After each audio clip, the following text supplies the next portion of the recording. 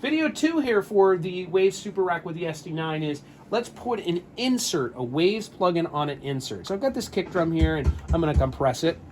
And so you got some choices here where I'm on channel 3 here. And on this SD9, I can either put inserts, use the insert A or insert B. Insert A is before the EQ and compressor, and insert B is after. So depending on where you want to put it, in this signal flow, you can do that. I'm going to put it first. So I'm going to click on insert A, and it pops up with the insert window. And you can change between A and B here. Pretty easy. And I'm going to send off to Waves 1. So I'm going to go insert A, send, Waves, channel 1. Pretty simple there. And I want to return it back from Waves 1. This is a mono kick drum. We don't need to use stereo or anything. So I'm going to go insert A, return.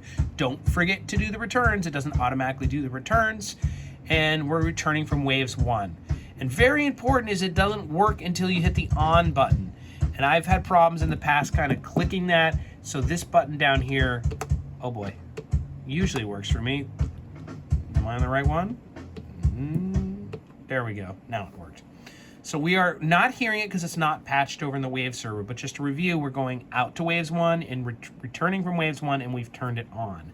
Now, over here to Super Rack, you can see that by default, it has automatically patched. It's seeing the kick drum there. It's got its input, Digico D1. What's funny, the Super Rack, and maybe there's a way to override this and change it, I haven't figured it out yet, it didn't automatically do the outputs back to 1. So I could just really quickly patch this out to 1 and it would work.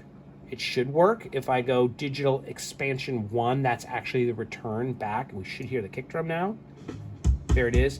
I do know that if you manually assign 1, whatever you do, the second time you patch, like for example, if I patch 3 here,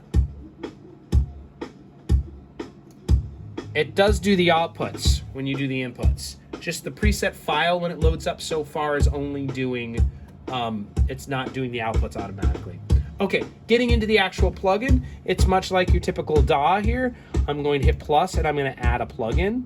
I like the different lists of dynamics here. I really like the DBX 160 on kick drum, so I'm going to load that up. And you don't see it, go to rack here.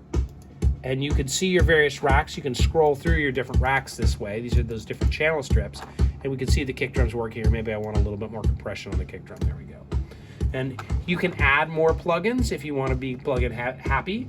And you can always remove plugins here. So remove, add, swap. Back here to the overview screen, you can also use right click to add and remove and all the basic settings you'd want to use here.